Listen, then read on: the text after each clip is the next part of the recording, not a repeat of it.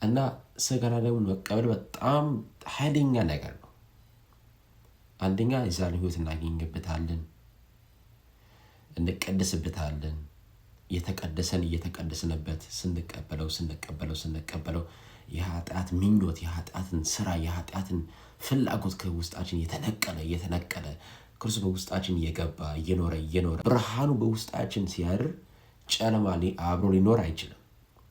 እንደው አንድ ሰው በጣም ክፉ መንፈስ ያስቸግረኛል፣ መናፍስት ብዙ አይነት ነገሮች አሉ፣ የኔ መንፈሳዊ ሕይወት እንዳያድግ እያለ እያስቸገረኝ ያሉ ነገሮች አሉ ቢል አንድ ሰው ጥላት ዲያብሎስ የሚያሸንፍበት ሚስጥር ነው ቅዱስ ቁርባን። ጥላት ዲያብሎስ ያሸንፏል በክርስቶስ ኃይል እና የምትቀደስበት ክርስቶስ ወደ መምሰል ሕይወት የበለጠ እንድትገባ ጸጋ የሚሰጠ ቅዱስ ቁርባን ነው። እንዳትርቁ ከዚህ ሚስጥር ትልቅ ነገር ነው። እሱም ብቻ ሳይሆን ቅዱስ ቁርባን ደግሞ ትህትና እንዲኖር በውስጥ ያደርጋል። እንደው የቀደምት አባቶች ምናሉ?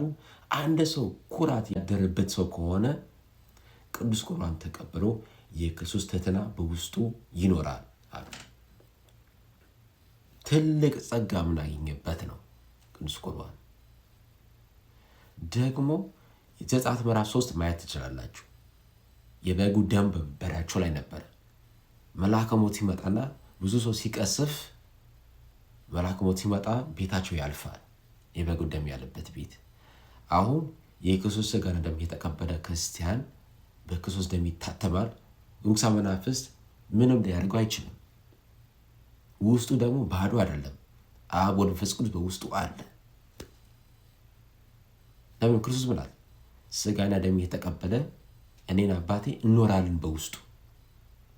ክርስቲያን የሆነ ሰው ደግሞ ኦልሬዲ የእግዚአብሔር መንፈስ ቅዱስ ማደሪያ ሆነዋል።